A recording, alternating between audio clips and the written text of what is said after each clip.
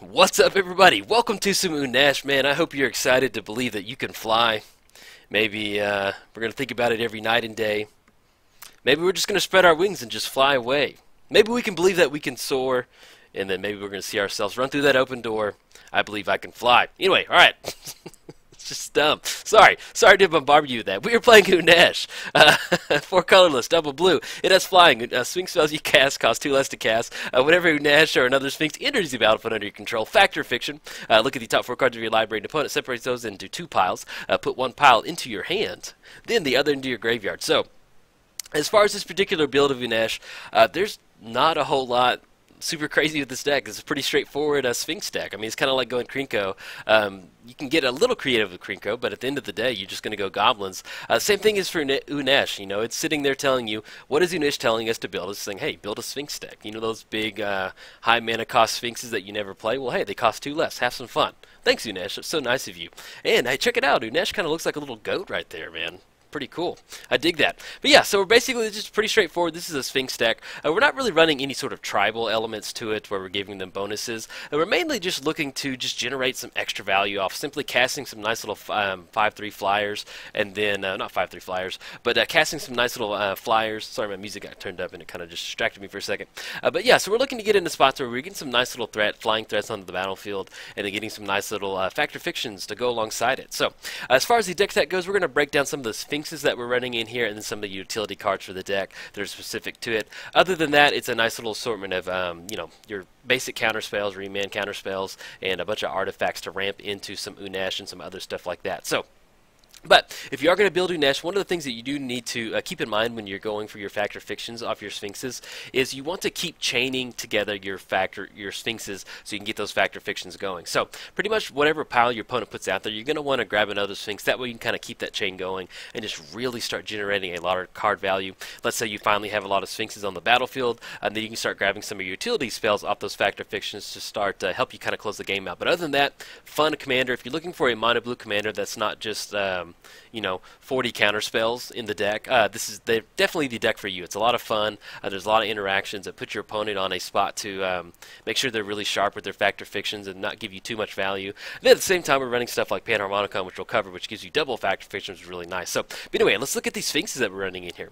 Running Wind, this is really cool. There are a lot of really unique cards. Running Wind Reader Sphinx in here. And nothing too crazy. Whenever a creature with flying attacks, you're going to draw a card. So pretty much all the creatures in here have flying, other than stuff like Baby Jace. We're just going to generate a little bit extra card value with the Wind Reader on the battlefield.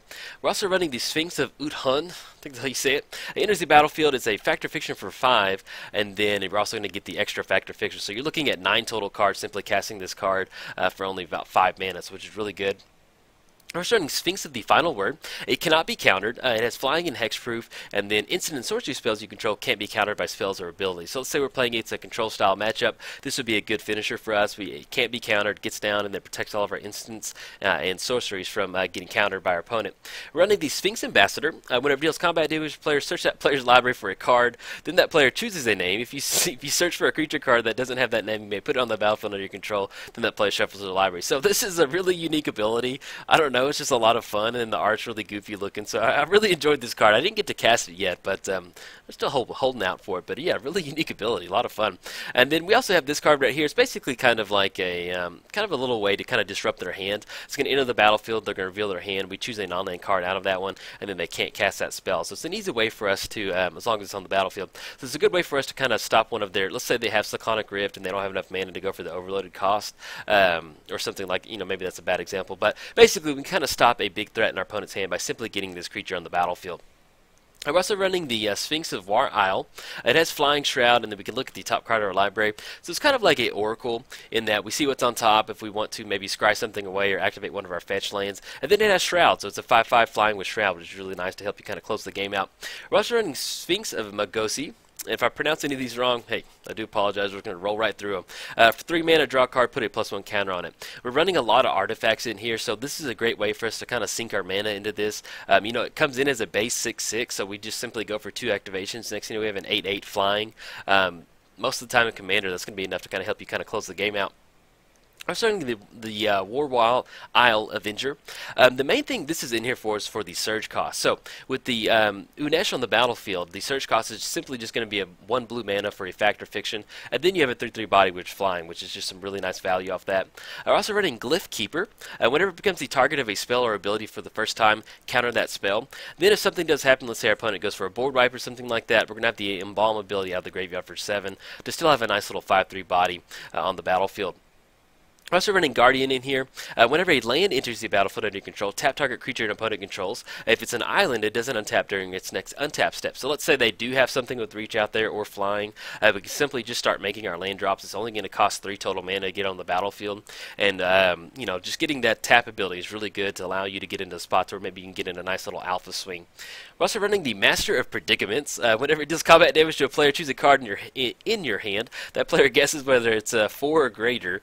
If they guess wrong, you may cast that spell without paying its mana cost. So we have a lot of Sphinxes that cost 4 or more. We have a lot of nice utility stuff that costs 4 or less. So it's really kind of puts your opponent in this weird kind of, you know, Master of Predicaments. I don't know. It's kind of fun. I love cards like this. It's really fun to play with stuff like this. It reminds me of the I think Fortune's Favor from Eldritch Moon.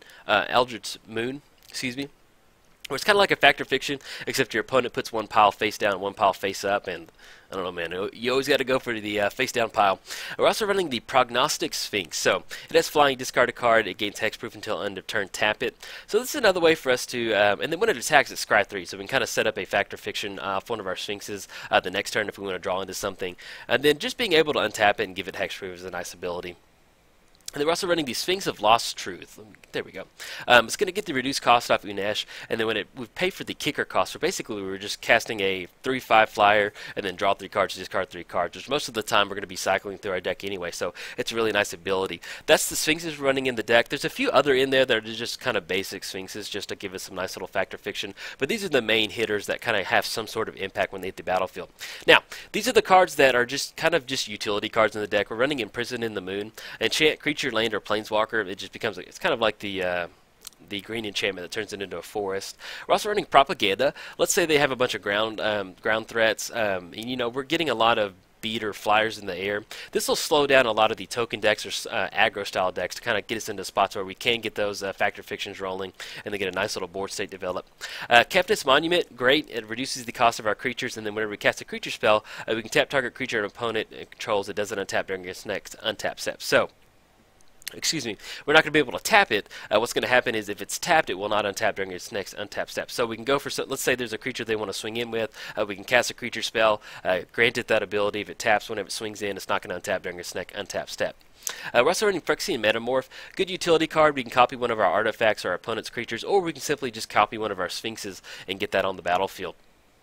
Frozen Aether, kind of fitting on theme with the Propaganda. Artifact creatures and lands your opponent's control enter the battlefield tapped. Running a lot of artifacts, and this is a good way to kind of keep our opponent kind of tapped down on mana also with that, because it doesn't matter if it's a basic or non-basic, it's just going to enter the battlefield tapped along with their artifacts. Leyline of Anticipation. If it's an opening hand, great. If not, we can cast it, and it gives us something to start flashing in our Sphinxes at the end of our opponent's turn. Then, getting those Fact or Fictions. So good. Urza's Incubator, it reduces the, we're going to name Sphinx with this, and it reduces the our Sphinx spells by 2. So if we have Unesh on the battlefield, Urza's Incubator, we're going to have our Sphinxes cost 4 less, which most of the time we're just looking at 1 or 2 blue mana to get on the battlefield, which is a lot of fun. I don't know if it was broken on Magic Online, but I did Urza's Incubator, and then I cast Phyrexian Metamorph copying it, and maybe I'm not understanding it, but it was kind of bugged, but it didn't grant the extra bonus off that, so maybe I missed something. But you do get into spots where you can go Phyrexian Metamorph and Urza's Incubator, unless I'm thinking of that wrong, but it didn't generate on Magic Online, so it might have just been a bug or something like that. Another creature that we're using is really good utility is Elder Deep Fiend. It has the emerge ability. I just remembered I did the I believe I can fly lyrics at the beginning of this video. Sorry I put you through that. Elder Deep Fiend, it has the emerge ability.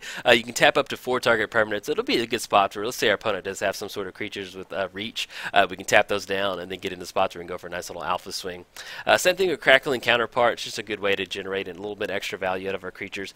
And then Panharmonicon, beautiful. You get down Panharmonicon, start casting your Sphinxes, and you get double Fact or Fictions, and it's just I mean, the amount of cards that you're turning through in your deck is just insane. I love it. It just proves that Panharmonicon is a beautiful commander card. I think that's going to be it for the deck tech. Other than the cards that I highlighted, running a lot of artifacts and a lot of counter spells and your standard blue cantrips and stuff like that. So we're going to be rolling out Unesh this week. If you enjoyed the video, like and subscribe, and check out the gameplay videos. All right, bye.